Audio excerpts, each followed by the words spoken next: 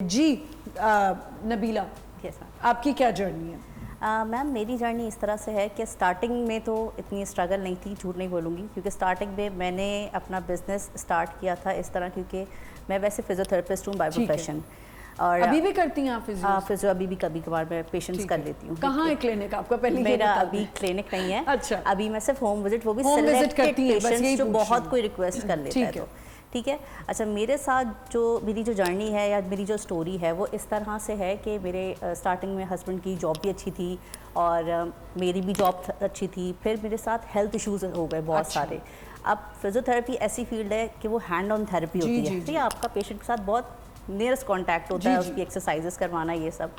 तो मुझे डॉक्टर ने सख्ती से मना कर दिया कि अब आप ये सब नहीं कर सकती, वेट बेयरिंग वगैरह ये सब आपके लिए ठीक नहीं है। ठीक है। अच्छा, ये एक बहुत बड़ा इशू था, जाहिर सी बात है। मैं एक मदर भी हूँ, एक हाउसवाइफ भी हूँ और फैमिली है मेरी, मुझे उसको भी रन करना है।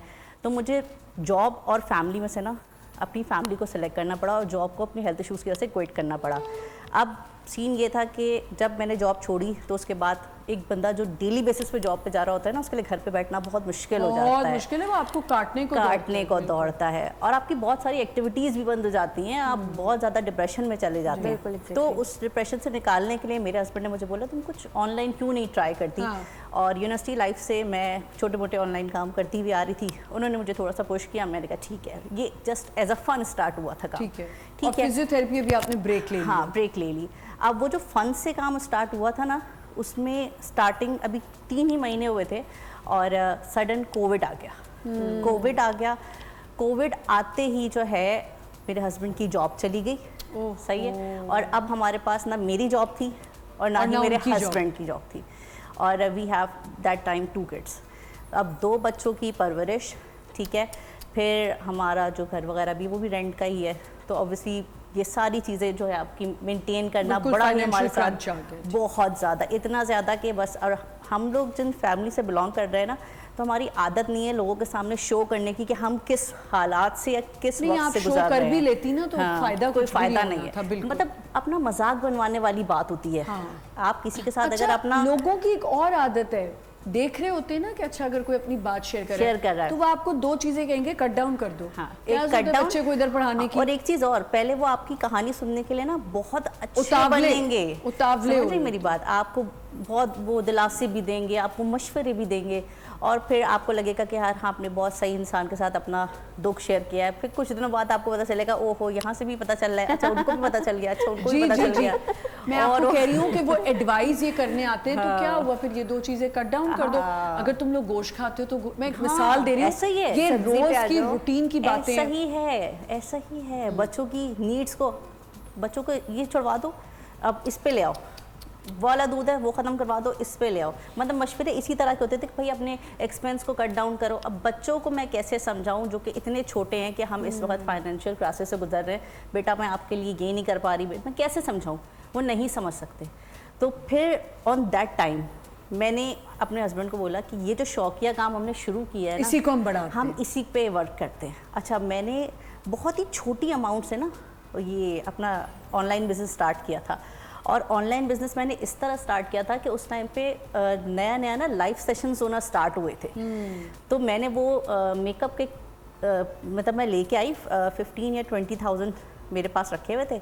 मैं गई, मैं 15 से 20 हज़ार रुपये का मेकअप लेकर आई, मैंने उसका लाइव करना शुरू किया। 1 दिन रिस्पॉन्स नहीं आया, 2 दिन नहीं आया, 3 दिन नहीं आया।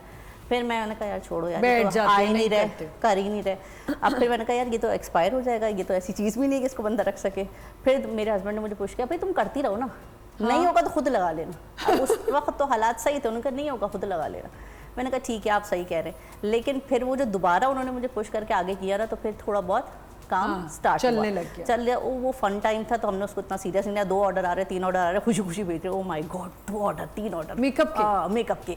अब वो कोई मस्कारा ऑर्डर कर रहा है, कोई इस तरह की किट्स ऑर्डर कर रहा है, कोई ब्लश ऑर्डर कर रहा है। अच्छा, मुझे समझ आई कि आप मेकअप बेचने लगी। हाँ, सेल करने लगी थी, सीखा और आप करने लगी, सेल करने लगी थी। ठीक है। तो सेल करने लगी थी। फिर वो मेकअप से हमें ये आया कि यार नहीं इसमें तो बहुत डैमेज है, बहुत रिटर्न है, और फिर एक्सपायरी भी शॉर्ट होती है। मैंने कहा यार हम किसी और चीज़ की तरफ मूव करते हैं। मैंने कहा व्हाई नॉट ज्वेलरी।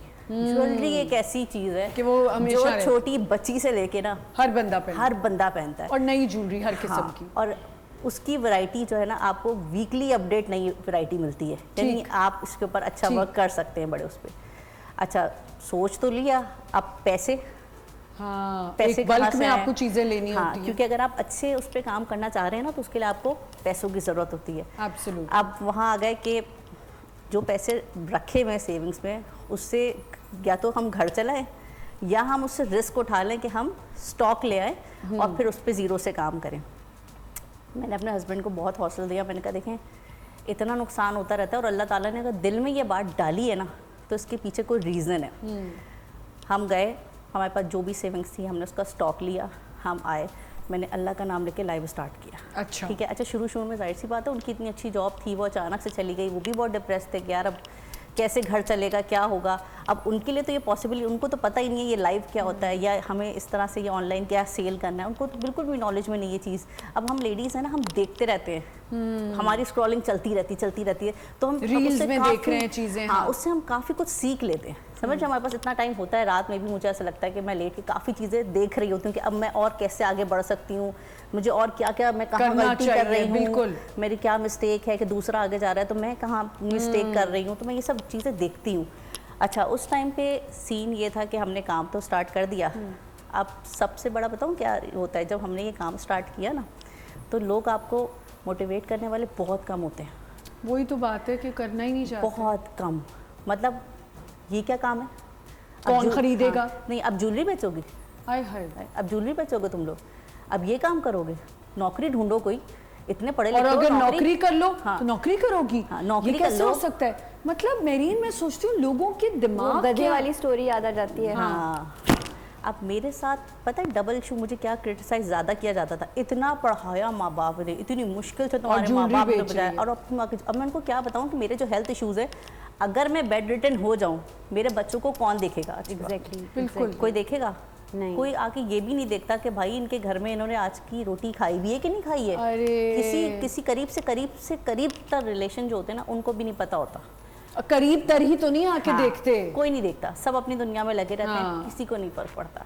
ठीक है, तो ये जो सिनेरियो था ना, सबसे और पहले ये आपने- लैग पुलिंग थी कि भाई इतना माँ बाप ने पढ़ाया, इतना पढ़ाया, ये क्या कर रही है तुम्हारी बेटी, ये तुम्हारी बेटी क्या कर रही है।